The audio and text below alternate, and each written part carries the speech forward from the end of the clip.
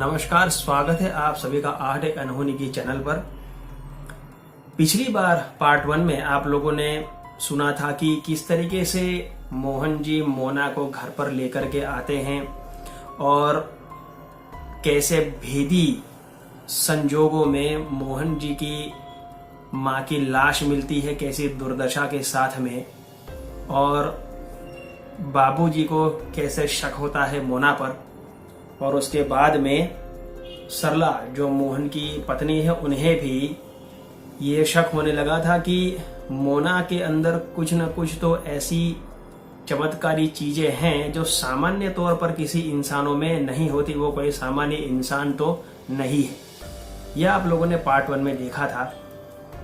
अब कहानी को आगे बढ़ाते हैं। जैसे कि सरला जी को मोना पर शक हो चुका था, वो ये चीज तो समझ गई थी कि ये कोई सामान्य इंसान नहीं है, लेकिन फिर भी वो अभी भी उस एंगल पर नहीं पहुंची थी कि ये कोई रूहानी शक्ति है जो उनके घर पर धीरे धीरे कब्जा कर रही है। ये चीज अभी भी उनकी समझ में नहीं आई थी और यही गड़बड़ हर घर में होती है, क्योंकि इन चीजों के ऊपर कोई जल्दी विश्वास नहीं करता और वहीं सब बंटाढार होता है।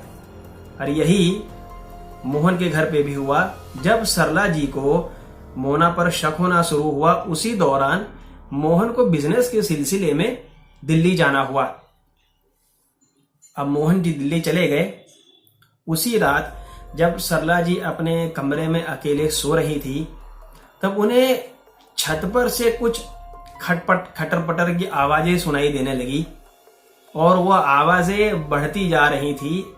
तो उन्हें ऐसा लगा कि शायद कोई चोर या ऐसा कुछ डाकू कोई आए हैं और छत से घर में अंदर आने की कोशिश करेंगे। तो वो बेचारी तुरंत उठी और बाबूजी के कमरे के पास गई। बाबूजी को उन्होंने आवाज लगाई, लेकिन बाबूजी का कोई जवाब नहीं आया, उनके ससुर का कोई जवाब नहीं आया। उन्होंने देखा कि मोना का कमरा भी खुला हुआ है और वो मोना कमरे में नहीं है। ये देखने के बाद में वो तुरंत बेचारी छत के तरफ भागी। छत पर जैसे ही वो गई, उन्होंने देखा कि मोना छत की दीवार पर यूं बाहें फैलाए खड़ी है और आसमान की तरफ देखते हुए कुछ बड़बड़ा रही थी। वो क्या बोल रही थी ये तो सरला जी को समझ आया नहीं, लेकिन डर के मारे वो मोना ऐसा करके चिल्ला बैठी। और जैसे ही उन्होंने ये कहा, मोना पीछे पलटी और उसका वो चेहरा, वो दृश्य देख करके ही उसका शरीर देख करके ही सरला जी वो उसका रूप सह नहीं पाई और वहीं उनका हार्ट फेल हो गया और वो मर गई। लेकिन इससे मोना को क्या, मोना रेंगते रेंगते चलते चलते उनकी डेड बॉडी के पास आई। उनके शरीर का एक एक कतरा खून चूस लिया उसने और इतनी दर्दनाक उनकी मौत हुई और ऐसी बदहवास उनकी लाश कर दी उसने। उनके शरीर का हड्डी और मांस जैसे एक हो गया। इस तरीके से पूरी लाश बिल्कुल भयानक सी दिखने लगी थी। ये हालत कर दी जैसे कोई बरसों पुरानी मम्मी रखी गई हो, वैसी हालत सरला जी की डेड बॉडी की हुई थी। अब सवेरे जब बाबूजी उठे, चाय के लिए सरला जी को बुला रहे थे, लेकिन कुछ देर आवाज नहीं आने पर इधर उधर टहलते हुए बाबूजी छत पर पहुंचे। छत पर जाकर के उन्होंने सरला जी की लाश को देखा और देखते ही तुरंत बेचारे वहीं पर गिर पड़े। उनकी हालत बिल्कुल पतली हो गई, खराब हो गई। लेकिन कैसे भी करके होश संभाला और चिल्ला चिल्ला कर लोगों को बुलाया। लोग इकट्ठा हुए वहां पर। मोहन जी को फोन लगाया गया। मोहन जी दिल्ली से आए और अपनी पत्नी की डेड बॉडी देख करके वो भी बेहोश से हो गए। वो सह ही नहीं पाए थे ऐसा नजारा देख करके।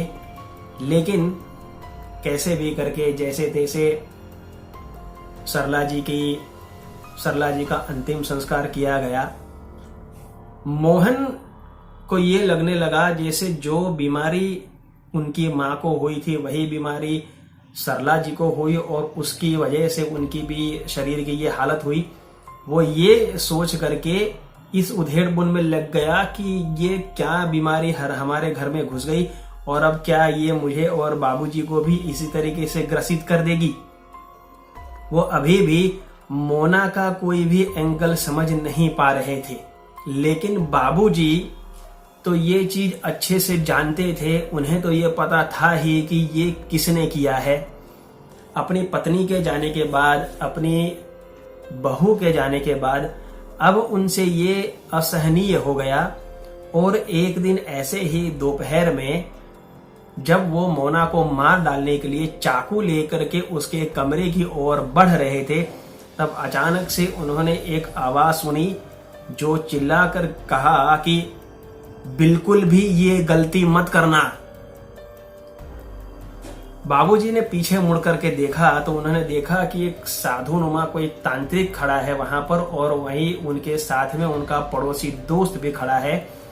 और उस साधु ने कहा कि ये गलती नहीं करना बिल्कुल भी, क्योंकि अभी मैं जानता हूं कि मोना घर में नहीं है। बाबूजी दौड़ के गए, उन्होंने देखा तो मोना कमरे में नहीं थी। तांत्रिक ने कहा कि वो अभी तुम्हारे बेटे के साथ उसकी फैक्ट्री गई हुई है और जहां तुम उसके कमरे में घुसे उसे पता चल जाएगा कि तुम उसके कमरे में क्यों गए थे, और वो सबसे पहले तुम्हारे बेटे को ग्रास करेगी अपना, और बाद में तुम्हारी बारी। फिर ये सोचो कि तुम्हारी छोटी नातिन का क्या होगा, क्या वो उसे बख्शेगी और तुम्हारा पूरा खानदान यहीं खत्म हो जाएगा। तो ये गलती बिल्कुल भी नहीं करना। उसे मारना है, लेकिन ऐसे कि उसे ये ना पता चले कि आपको उसके ऊपर शक है। उसे घर आने दीजिए, फिर जो करना है वो मैं करूंगा। तांत्रिक और अपने पड़ोसी के कहने पर बाबूजी अपनी नातिन को लेकर के पड़ोसी के ही घर में चले गए। वहां रहना उन्होंने मुनासिब नहीं समझा।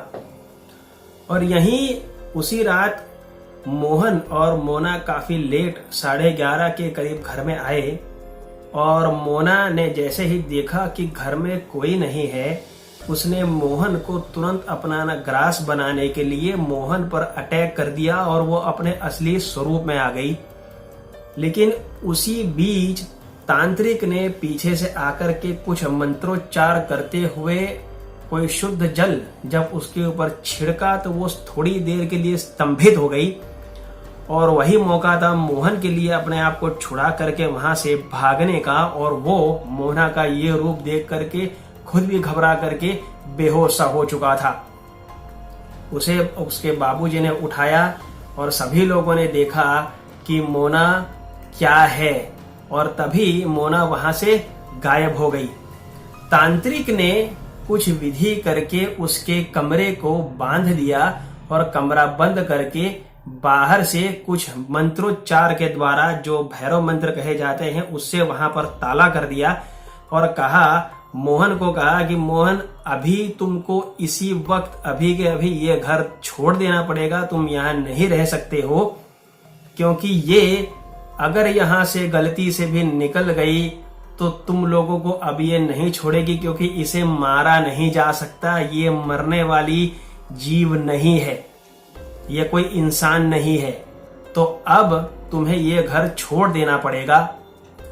ऊपर वाले की मेहरबानी से मोहन जी के पास काफी पैसे थे।